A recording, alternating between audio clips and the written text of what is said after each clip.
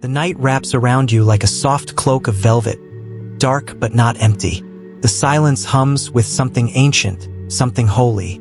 You lie still beneath the low breath of the wind, your eyes heavy, your spirit quietly searching. Somewhere inside, you can feel it. The ache of longing, the slow pulse of questions too deep for words.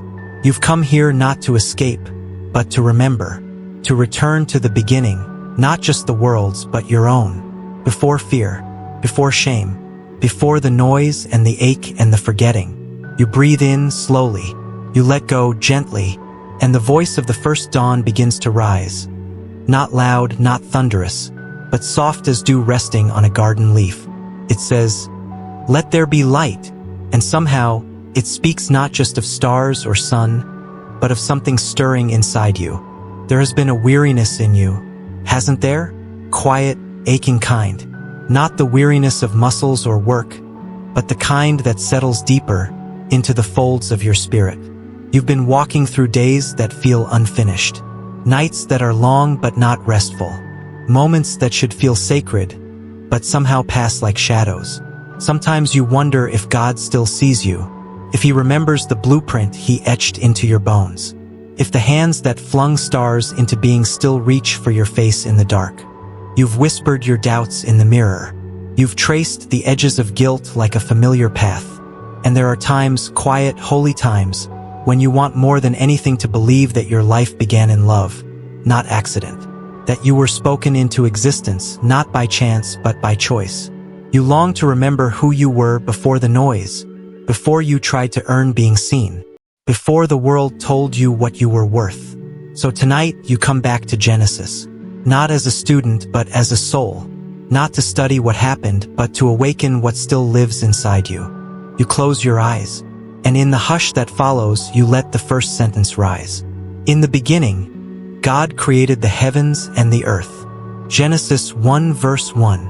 You linger there, not rushing, not analyzing, just letting the weight of it settle. In the beginning, before your fears, before the questions, before your name was ever known by anyone else, God was already moving. The earth was formless and empty. And maybe tonight your soul feels that way too, like a landscape without shape, drifting in shadow. But the Spirit of God hovered over the waters, and you realize he's hovering now, over the chaos in your thoughts, over the silence in your prayers, over the parts of your heart you've kept sealed for too long. He's not absent, he's brooding, waiting, preparing, and then the words, "Let there be light," not demanded, not shouted, but declared with love. And suddenly, light exists not only in creation, but in you. The room hasn't changed, but your heart has. Something unnamed has shifted. As if the story isn't just ancient, it's yours. Because maybe you are the formless earth tonight.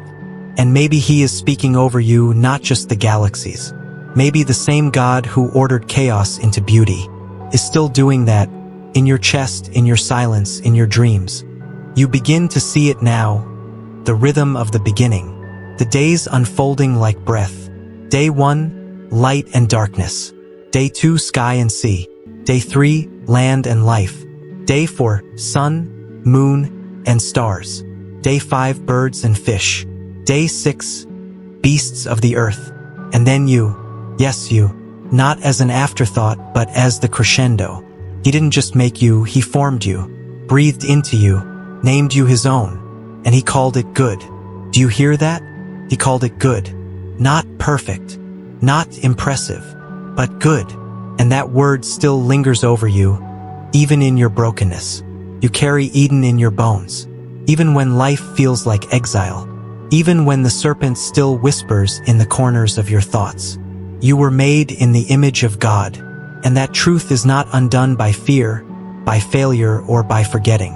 Somewhere, deep beneath the noise, you still remember the sound of his voice calling you good.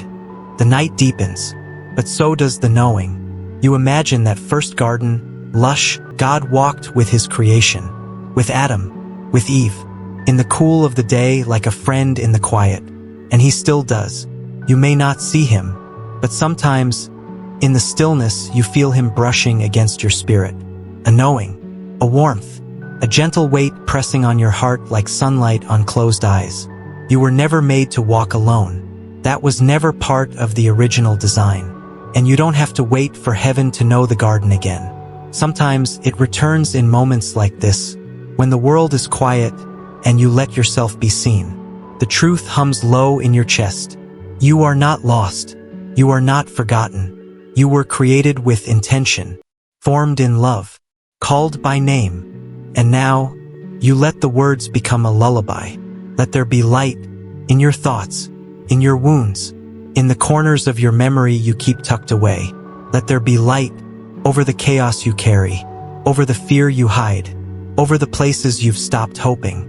Let creation begin again, not in the stars or sea, but in you. Let him speak order into your unspoken. Let him divide light from shadow. Let him breathe. Let him hover. Let him call you good. You don't remember the first time you stopped believing you were good, but you remember the echo it left. A quiet pulling away, a growing distance between who you are and who you think God wants you to be. You started hiding behind smiles, behind tasks, behind strength that wasn't always real. And the serpent's whisper slithered into your ears. Did God really say? You never stopped believing in God, but sometimes you stopped believing him, that he sees you, that he delights in you, that he calls you very good, even now. But tonight, something shifts. In the hush of your room, a deeper truth rises, not from a pulpit or a podcast, but from the sacred hush within your chest. You feel the Spirit hover again, not to judge, not to accuse, but to create, not to expose your shame, but to clothe it in grace. You remember that after Adam and Eve hid, God came looking. He didn't wait for them to climb out of guilt. He stepped into the garden and called out with aching tenderness, "Where are you?" And he still asks, not because he doesn't know where you are, but because he wants you to know he's looking, not with a finger pointed in blame, but with arms open in welcome. He asks because he misses walking with you in the cool of the day. So tonight, instead of hiding behind your thoughts, you step forward slowly, quietly, not with a performance, but with your heart open, even if trembling. And the moment you do, grace meets you like morning light. You hear it again now, not just with your ears, but with the part of you that listens beyond words. Let there be light. You let it wash over you. Let there be light in the places you doubted, in the wounds that never fully closed, in the memories you revisit too often, trying to fix what already has a cross laid over it. Let there be light where you thought you had to earn love, where you believed your worth depended on perfection, where shame became your second skin. Let there be light in the silence between prayers, in the tension between waiting and trusting, in the ache of not yet. Let there be light in the garden of your being, where God still walks, still speaks, still delights to dwell. This is not just creation's story. It's yours. God didn't stop creating after 6 days. He's still speaking light into the void, still separating night from day, still forming beauty from the dust. You are not an afterthought. You are a continuation, the echo of his voice made flesh. You are the living evidence that God still creates. The night is deeper now. Your breath is slower, your soul quieter. You are not alone in this moment. You never were. The God who hovered over the deep now hovers over your rest. And as you lie here, barely moving, eyes heavy, you feel the words settle like warm oil. It is good, not because you did everything right, not because the story is finished, but because the one who began it still holds the pen. You don't need to carry everything tonight. You are allowed to sleep. You are allowed to rest, because even God paused on the seventh day. And you, made in his image, are invited into that same rhythm, not to escape your life, but to return to it refreshed. You are not the creator. You are the created, beautifully, intentionally, held. So rest now. Let the darkness be just a covering, not a threat. Let the silence be a song without words. Let your breathing become prayer. Let your heartbeat echo Eden. And when you wake, remember you were formed by light. You were called good before you did a thing. You were chosen before you were ever aware. Tonight, the stars shine not just above you, but for you, because the God who said, "Let there be light," never stopped whispering your name. Sleep, child of the beginning. The garden still remembers your footsteps, and God still walks to meet you there. There is something sacred about surrender. Not the kind that feels like defeat, but the kind that feels like falling backward into arms that have never once dropped you. You begin to feel it now. Not everything is healed. Not everything is answered. But somehow, in the presence of the Creator, that no longer feels like a threat. You are still being shaped, still being spoken into, still being called good even when the mirror speaks otherwise. The night presses in like a womb, and you remember, darkness is not always the absence of God. Sometimes it is where new creation begins. The earth was formless and void, but the Spirit hovered, and He hovers still, in your questions, in your waiting, in the silence before the next, "Let there be." You have not missed your moment. You are not behind. You are in the hands of the one who carved time itself, the one who writes seasons in the stars, and still knows exactly when to breathe on your becoming. So you rest, not because everything is resolved, but because He is still creating in you. The garden is not far away. It never was. You thought it was lost. You thought the gates had closed behind you, but it's closer than memory, closer than thought. It is the breath between your worries, the warmth between your words. You walk with Him again now, not with shame, not with fear, but as one who has remembered who you are. And He is not distant. He is beside you, in the cool of your evening. You hear His footsteps in the hush. You feel His closeness in the stillness. And He speaks again, not to correct, but to remind. I made you with my hands. I breathed myself into your lungs. I planted my image deep in your spirit. You are not lost. You are mine. The voice doesn't thunder. It flows, like water, like music, like mercy. It doesn't demand. It invites. And every word builds something new inside you, something whole, something eternal. And now you begin to understand.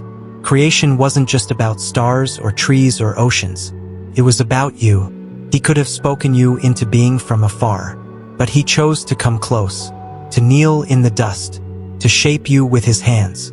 And when He was done, He didn't just say, "Let it be good." He said, "Very good." That goodness still echoes in your bones. Not the goodness of performance, but of origin. You were born out of delight, formed in wonder, held in holiness, and nothing you've done, not your worst thought, not your deepest doubt, has changed the fingerprint of God still pressed into your soul. You are not the sum of your sins. You are the echo of His voice, and that voice still speaks. Let there be light, let there be love, let there be rest, let there be you. The story of Genesis is not just about the beginning of the world. It is the story of your beginning. And the one who stood in that first dawn still stands with you now. He is not tired. He is not distant. He is not disappointed. He is near, in the dark, in the quiet, in the breath you just took. Creation is not finished. It unfolds every time you let Him speak again. So let Him speak. Let Him name you. Let Him renew you. Let Him hold you through the night. There is no shame here, no fear, only presence. Only peace, only a garden waiting to be remembered. So now, lay your head upon the altar of the pillow. Let your heart become the garden again. Let your breath match His rhythm. You do not need to strive. You do not need to prove. You are already His. Let your body fall into sleep like a child carried home. Let the light He spoke over the world speak over you again. You are very good. Let your thoughts be quiet. Let your spirit be still. Let your dreams be free of fear. You were created in light. You were created by love. You were created with purpose. And that God is still with you. So sleep, child of the beginning. Sleep, creation of the Creator. Sleep, beloved of the one who said, "Let there be," and there was you.